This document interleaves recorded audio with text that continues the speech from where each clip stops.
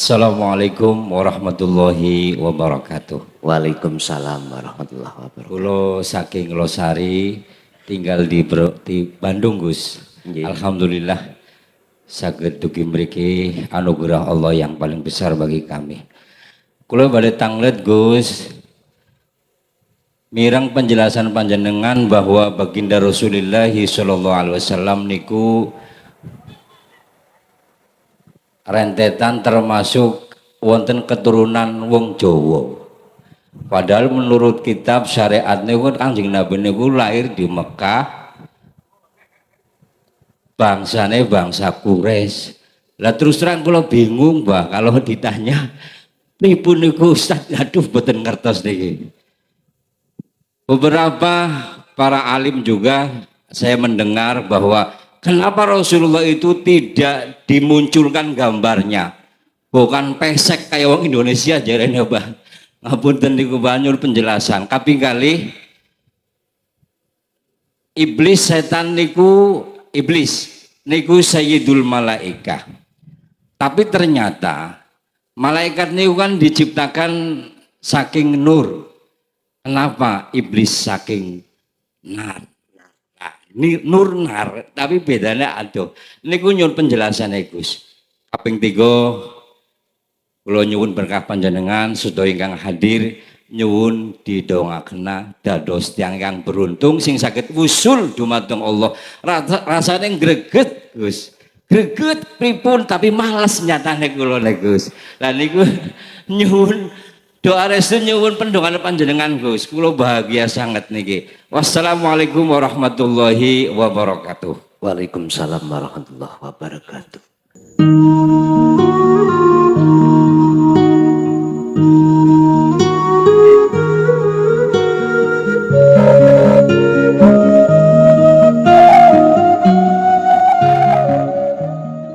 Bismillahirrahmanirrahim. Assalamualaikum warahmatullahi wabarakatuh. Memperkenalkan diri saya Midi, Mas. Sebelumnya minta maaf, saya sebenarnya kalau di shooting itu males, Mas. Malesnya kalau kalimat ini dijabarkan, nggak ke Abah Yai, tapi tanyanya malah sama saya. Saya saja orang sedang kena bingung mau tanya sama Abah, malah berbondong-bondong seperti waktu di tempat situ. Gini, Bah, saya sedikit mau cerita. Umur 11 tahun, Bah, saya jaga di makam, pernah dikasih waksiat sama walinya Allah yang dirahasiakan ataupun makhluk goib ataupun makhluk halus. Bisa dikatakan dia yang bernama Mbah Iman. Dia bilang, Bah, kuluk, jenengan kamu ingin melihat wujudku. Akulah Allah, tapi aku bukan pangeran. Jika kamu ingin melihatku, maka lihatlah aku. Aku adalah Muhammad, tapi aku bukan pemimpin. Suatu saat kamu akan belajar kitab yang terselubung di dalam hati, kitab yang tidak bisa dijamah oleh tangan para manusia terkecuali tangan para malaikat. Terus saya dikasih amalan, Bah. Qul huwallahu ahad Allahu samad lan inama amruhu idza arada syai'an ayaqul lahu kun fayakun. Untuk menjumpai atau bahasa Torakot tentang perjalanan bisa memanggil seluruh para wali terkecuali Syekh Abdul Qadir Al-Jailani. Di akhir kemudian, Bah, umur 16 tahun saya mengamalkan dzikir itu, Bah. Terus saya disuruh membaca, udah kamu ikuti saya membaca Bismillahirrahmanirrahim. Syirullah, tatullah, sifatullah, wujudullah, ya rasamu, ya rasakul, la ilaha illallah, Muhammad Rasulullah. Terus membaca 2 kalimat syahadat. Setelah itu, Bah, saya disuruh mengaji kitab Al-Quran, Al-Quranul Karim. Terus Abdul Qadir Jailani bilang, Bah, pas saya mengaji pertengahan, kitab itu diambil. Udah, kamu sejatinya bukan itu yang dijawab ataupun yang diamalkan. Kitab ini cukup berakhir di pertengahan karena yang diwaca kamu adalah kitab yang terselubung yaitu Al-Quranul Qadim. Saya tidak tahu, Bah. Dan kamu akan melihat guru sejati untuk mencari jati diri. Jika kamu sudah mengenal tentang jati diri, maka disitulah akan ketemu dengan sejatinya guru yang disebut geleng kangkung susueng angin atau tapak kuntul mabur. Satu yang saya tanyakan. Saya ingin bertanya tentang hakikatnya sastra sifat 20 Allah yang ada di dalam makhluk seluruh para rasul ataupun kenabian. Yang disebut ini Ati Adam utaku baginda Asis pangucapku Musa napas ingsun Nabi Isa. Suaraku Nabi Dawud Yusuf ing rupaku mangke Idris ing rambutku. Yunus ing wulu puhun baginda Ali kulit ing wang Abu Bakar ketit daging Umar singgi balung baginda Usman. Nabi Yakub ing jantungku, Nabi Ayub ing ususa sungsumku, Fatimah linwi Siti Aminah ing bayuku, Nabi Ibrahim nyawa yang Sulaiman kasokten Mami Muhammad netra ing wang pamuluku para rasul. Yang saya tanyakan, sekatahing para rasul pandadi sarira tunggal. Berarti kalau tunggal diri saya itu satu satu.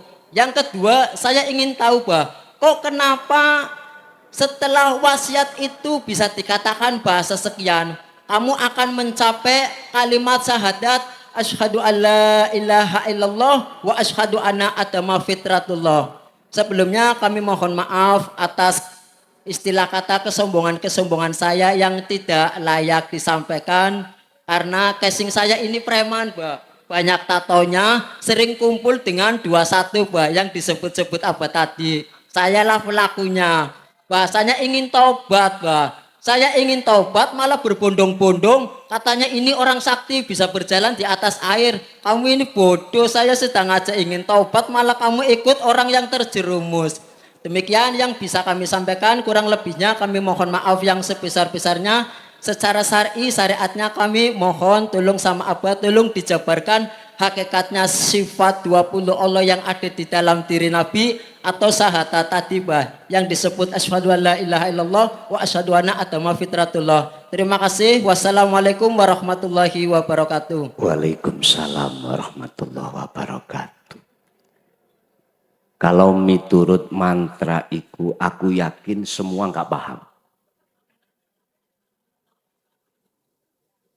Dijabarkan satu persatu. Ngeten. Hakikate sifat wajib Allah 20 di dalam diri manusia itu terbagi menjadi dua, uluhiyah dan rububiyah. Rububiyah dan uluhiyah. Apa rububiyah? Sifat kepengeranane Allah. Uluhiyah, sifat yang menjelaskan tentang rasulane rasuli Allah. Pun ngeten. 20 niku terbagi menjadi 4. Kan aslinya sifatnya Allah niku wajib, mohal, jais. Yang wajib ada 20 itu terbagi menjadi 4. Nafsiyah, salbiyah, ma'ani, dan ma'nawiyah. Ngapunten, tidak bisa kami jabarkan satu persatu seperti waktu Ramadan dek ini, yontek waktu ini. Sing jelas saya singkat aja, rububiyah. Sifat apa kepengeran Allah yang ada dalam diri jenengan kalih kula niki wajib jenengan pahami. Artine napa? Ngeten. Ketika saat muncul sifat di dalam diri panjenengan kalih kula mulai sangka dene wujud ngasih mutakaliman mpun diakoni sifat kita. Jangan kita akui kalau itu sifat kita. Sifat itu akan muncul dari mausuf. Mausuf itu apa? Sing disifati. Lah yang disifati wajib hukumnya wujud. Yang wujud siapa? Allah. Makanya manusia berhubung tidak mempunyai sifat wujud, nggak boleh ngaku-ngaku sing wis dadi sifat wajibe Allah. Ada sifat wajibnya Allah, mesti ada sifat mohalnya Allah. Mohal itu berlawanan. Dan sifat mohalnya Allah itu akan menjadi sifat mohalnya makhluk. Ya manusia kita ini. Kalau sifat wajibnya Allah wujud, berarti sifat wajib kita lawani wujud, yaitu Adam tidak wujud. Begitu seterusnya. Artinya sifat rububiyah, kepengeranan itu memang betul ada di dalam diri seorang manusia, tetapi jenengan tidak boleh ngakoni iku sifat kita. Karena kita nggak punya sifat wujud. Ingat, sifat iku nemplek. Apa ya nemplek niki? Nyatu nanggone mausuf. Mausuf iku yang disifati berarti yang memiliki wujud. Berhubung kita makhluk nggak ada sifat wujud, nggak mungkin kita memiliki sifat rububiyah. Mboten mungkin. Niku nek diproses 40 sifat wujud, 40 sifat mohal, 1 sifat jaiznya Allah. Apa sifat jaizi? Apapun aku. Ngoten. In aroda sayan ayyakula lahu kun fayakun. Apapun wis karepe Allah, ngoten lho. Contoh, iki gak udan, gak hujan, wis karepe Allah. Bukan karepe sing ahli dukun. Napa? Jenenge niku pawang. Enggak boleh kita mandang makhluk. Udano itu ya karepku.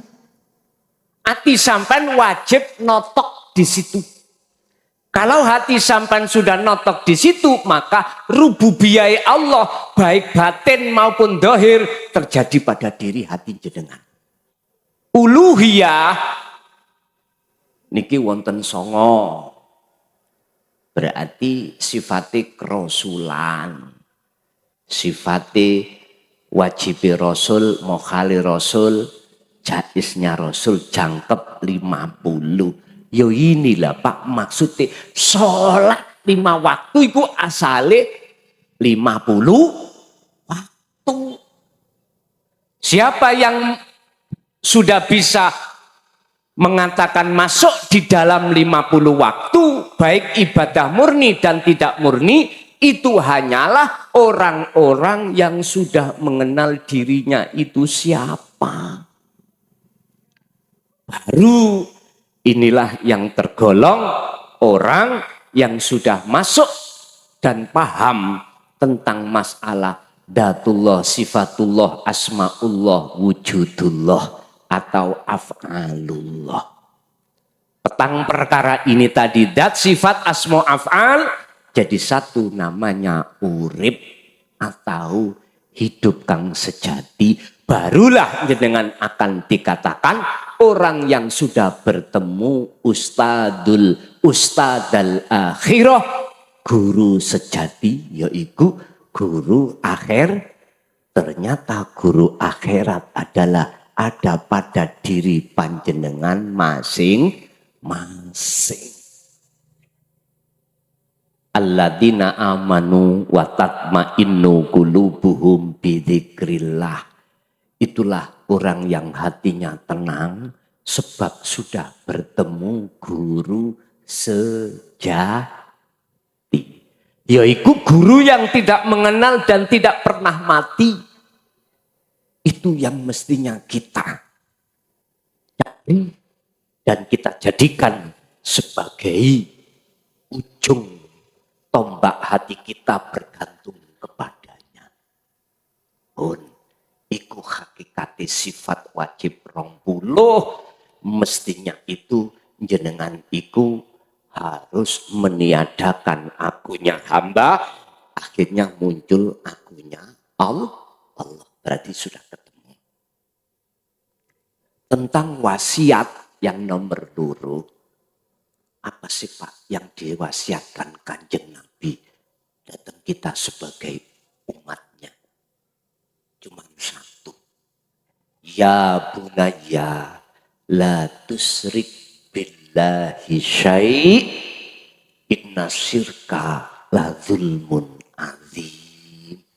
Surat Luqman ayat 13. Wahai anak putuku, niki memang dawuh iku dari Luqman, tapi maksudnya Luqman adalah jiwa yang sudah fitrah.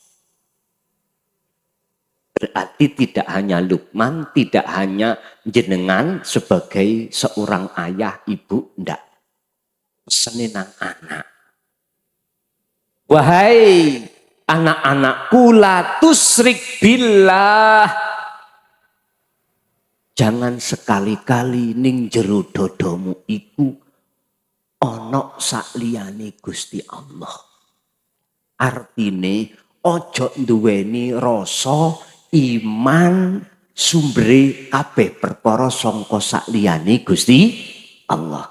Sebab jikalau ini ada, inna syirka la zulmun azim, itulah yang akan menjadikan gelapnya hatimu.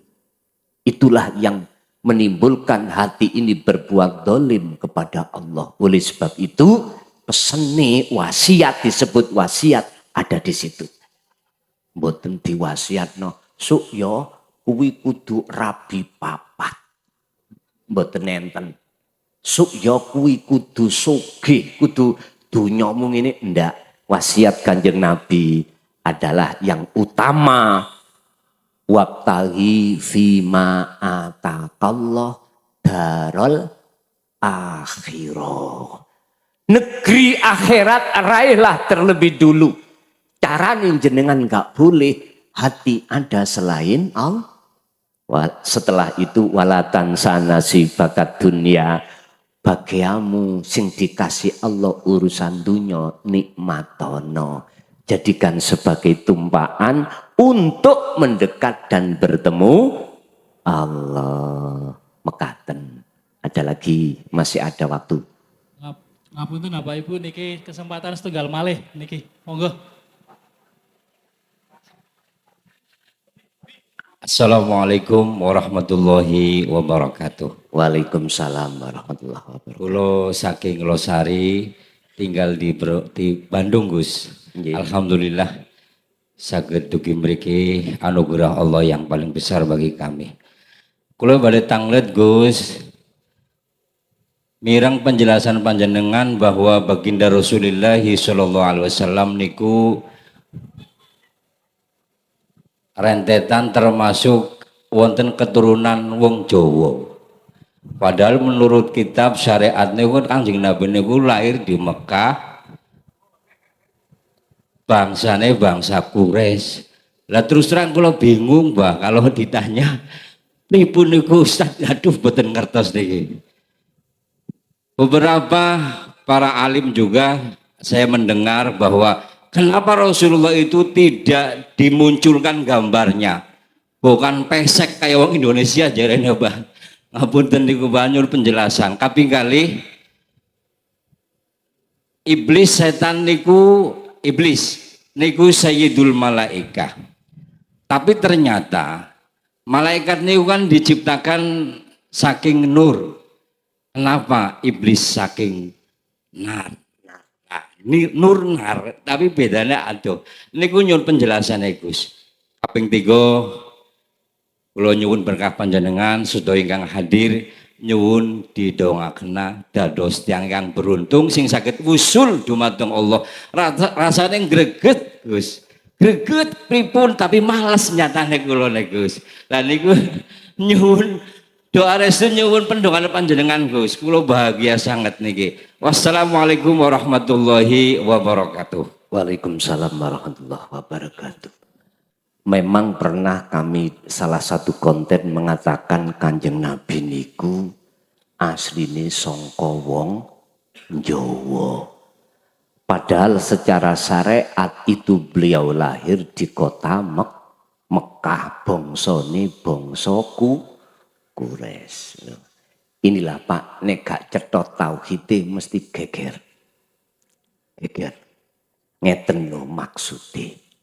Mengapa saya mengatakan bahasa Jawa? Karena mohon maaf, wong Jawa niku sifat karakter niku jembar. Sifatnya mayoritas jembar. Mengapa hatinya jembar? Karena membawa ilmu sejati, ilmu tauhid. Walaupun beliau-beliau belum mengenal ilmu syariah, tapi beliau itu sudah terlebih dahulu mengenal ilmu tauhid. Memang dohiri koyoke awon, elek, jelek, lakune, tapi jerone hatine iku, itulah intan mutiara. Sehingga ojo heran, dulu-dulu tentang ilmu sejati, ilmu tauhid, mengapa tidak dijelaskan gamblangnya teninggi? Karena memang masanya dibungkus biar nggak ketahuan. Akibatnya jenengan kali kula bertanya-tanya. Sehingga para masayeh, para romo ketika dawuh tentang ilmu kaweruh, ilmu tuwek, ilmu tauhid, selalu bahasanya sanepan atau isaroh. Itu laksana intan atau emas ada di dalam perut bumi. Kita melihatnya, buminya, nggak bisa melihat emasnya. Tapi bagi mereka yang tahu di dalam gunung itu ada emas, mesti digali, Pak. Seperti di Kalimantan. Digali, Pak. Baik itu yang ada izinnya atau tidak ada izinnya. Kalau tahu di dalamnya ada emas, mesti digali. Artinya apa? Walaupun pada saat itu dohire wong Jawa itu orang ngerti babakan sholat syariat, tapi batine iku nglaksanakake as-sholatat daiman, sholat sing langgeng. Inilah maksudnya sifat karakter beliau Kanjeng Nabi Muhammad, ruhaniyahnya itu persis koyo wong Jawa. Karena apa? Karena wong Jawa itu lebih kedahuluan ilmu sejati atau ilmu tauhid. Wis sampean takok sing mbah-mbah buyut biyen lak ngoten. Itu maksud kula. Bukan cara sarengate. Cara hakikate adalah sifat. Wis. Mengapa itu tidak digambar, dipoto koyok jenengan kali kula? Lawang sifat kok digambar niku piye? Nyun sewu. Iki jeruk. Oke lah, jenengan kali kula bisa melihat wujudnya jeruk niki. Kira-kira meripat dohir iku saged tak bisa melihat sifatnya jeruk. Sifatnya kadang legi, kadang kecut. Ora iso sampean gambar nih. Lah sak njroné sifat iku wonten wujud sejati urip. Makanya mengapa sifat dan zat iku gak bisa jenengan gambarke? Mengapa wujudnya Kanjeng Nabi lan wujudnya Gusti Allah ora bisa digambar? Ada di situ. Orang kalau sudah mengenal Allah sampai pada sifat zatnya Allah, maka mesti tahu jawabannya mengapa Kanjeng Nabi itu tidak bisa dikalikatur, digambar. Mengapa Allah juga nggak bisa wujudnya digambar? Nek jenenge boleh ditulis Muhammad. Terus Allah. Lah ngoten nggih? Lah. Nyun sewu. Orang yang sudah nyembahnya itu pada ingsune Allah mesti tahu. Maksudnya ini ku tahu. Bapak Ibu, masalah doa. Waman tabi'ani. Setiap kami itu mau tausiah. Pun khawatir. Jenengan kali kula niki kadungake ndang lekas usul nang Allah saderenge jenengan iki ngalami kematian secara pun khawatir. Jenengan boten kula anggap santri.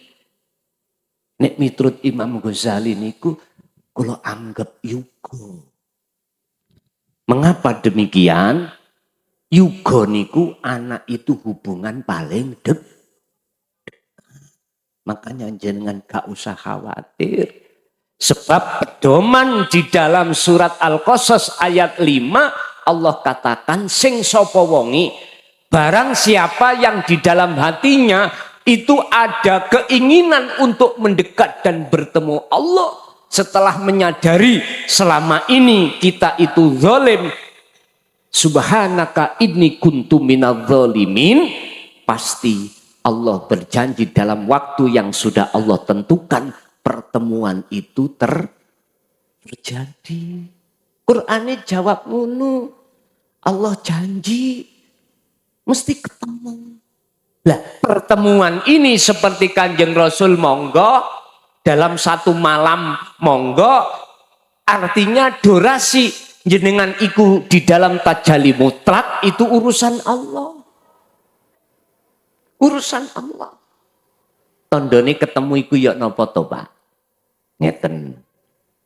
Ya wis ra apa-apa. Hati iku ditarik Allah ning alam fana setelah hati roh iki diceblungno Allah, dijeburno Allah tenggelam di bahrut tauhid alam muraqabah. Kalau hati sudah terasa Allah dekat, pasti Allah akan menarik hati itu di alam fana. Tandanya jenengan iki ning dodo rasa yang muncul bukan makhluk yang wujud, tapi yang wujud hanyalah bukan makhluk yang berkehendak, tapi akan tetapi urip sejati itu yang berkehendak di dalam diri. Akhirnya jenengan iki ati dilupakan Allah tentang wujud sakliyane Allah, sebab wujud sakliyane Allah di dalam hati sampean sudah dihancurkan oleh Allah. Akhirnya tinggal wujud kang sejati, wa huwa wujudullah fi kulli mukawwanat, yaitu sesuatu sing halus di dalam hati jenengan. Nggih, jelas nggih? Niki sampean gak usah khawatir, Pak. Gak usah khawatir. Tur juga Allah berjanjinya itu tidak hanya bertemu, tetapi yang menyelamatkan jenengan kali kula cuman Allah. Saya katakan ilmu masuknya itu lewat taklim. Ilmu tauhid masuknya ning dodo akhirnya menjadi nur tauhid itu melewati taklim. Taklim itu ada yang menjelaskan, ada yang mendengar. Dan ini penting, ini proses awal. Setelah ilmu itu sudah ditaklimkan terhadap kita, diajarkan terhadap kita, maka Allah akan menancapkan nur tauhid di dalam hati sampeyan, bentuknya jenengan paham. Setelah ini dilakukan, dipraktekke, meniadakan diri atas segala hal apapun, bentuknya ilmu itu disebut nafi. Itulah ilmu yang bermanfaat. Sudah tidak disebut ilmu, tapi nafi. Nafi itu buah dari sebuah ilmu. Loh, nafi inilah Pak yang akan menghantarkan ruh sampan kali kula sowan ing ngersane Allah yang disebut nur ma'rifat. Kegelapan itu akan hilang tatkala cahaya itu sudah datang. Hati akan dihilangkan Allah dari kotoran hati tatkala Allah sudah menyalakan nur ma'rifat. Nur ma'rifat akan Allah nyalakan manakala hati selalu berzikir datang Gusti Allah. Begitulah sekilas informasi, sekilas info. Tasik 15 menit lagi. Monggo. Wis terserah panitiane. Terus berhenti. Satu kali lagi. Nggih, tasik wonten 15 menit. Eman-eman. Nggih. Monggo, Pak. Nggih. Assalamualaikum warahmatullahi wabarakatuh. Waalaikumsalam warahmatullahi Sugeng wabarakatuh. sonten Gus. Nggih, pangestu. Niki nun sewu kula penggemar Gus Muklason kula badhe taken. Monggo. Sementara niki selama niki kula nek salat dereng saged nyawiji ngaten, dereng saged salat di dalam salat, dereng saged salat sadurunge salat. Lah mohon pencerahan, mohon pencerahanipun matur nuwun. Assalamualaikum warahmatullahi wabarakatuh. Waalaikumsalam warahmatullahi wabarakatuh. Tolong dibuka Al-Baqarah 238. Di situ Allah katakan hafidhu 'alas sholawah was sholatil wusta. Niki kuncinya. Al-Baqarah 238. Tegakkanlah reksonen sholat jasmani juga sholat rohani. Hafid niku maksudnya menjaga. Jagalah sholat maktubah dan sholat wusto tengah-tengah, yaitu sholat roh. Berarti sholat hakikat. Bagaimana sholatnya hakikat? Niki takrifnya adalah yakfur bitauhud wa yu'min billah. Wa qala aidon inni wajjahtu wajhiya. Resi ono tiadakanlah keakuan di dalam hati kita yang sholat. Rasa sing muncul neng dodo perkara ingsun makhluk iki yang bisa sholat sampai buang, hilangkan. Niki maksudnya yakfur bitauhud. Lalu wayuk mimbillah tetep no sing agawe iki sumbere sangka Gusti iku carane sholate roh. Prakteknya nopo ngeten. Sampai sebelum takbiratul ihram jenengan kedah nglampahi wajib melakukan namanya wukuf kolbi. Apa itu wukuf kolbi? Ati ngerasa hadire Gusti Allah. Ya urip iki sing agawe. Ojo malah ngaku-ngaku kita yang agawe yang melakukan. Mulai berdiri takbiratul ihram sampai rukuk iktidal sujud lungguh lan maca-maca rukun-rukune salat ati sampean harus tetep ngecoi dzikir sirul asrar ngerasa sedaya iku Gusti Allah ya urip iku wujude. Lah, sholat 5 waktu kalau tidak disertai dengan sholat wusta seperti ini, jangan harap jenengan waktu sholat itu bisa khosi'un ora iso. Mboten saged. Padahal terus ayat setelah wakaf ini wakumu lillahi qanitin. Kumu itu adalah kata perintah.